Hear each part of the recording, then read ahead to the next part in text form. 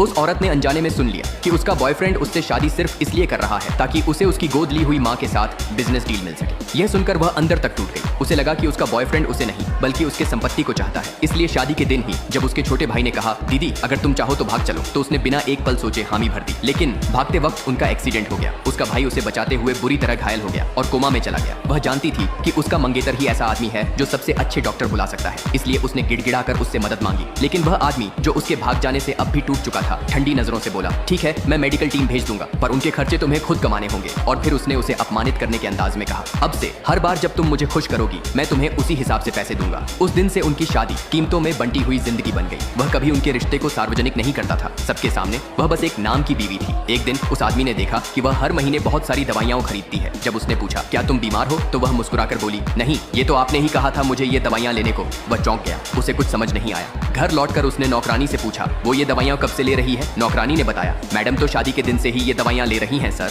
हर महीने डॉक्टरों की एक टीम आती है। मैडम कहती हैं आपने ही भेजी है। यह सुनकर वह आदमी तुरंत समझ गया कुछ बहुत बड़ा झूठ चल रहा था। उसने अपने असिस्टेंट को कहा जल्दी पता लगाओ ये सब किसके कहने पर कर रहा है।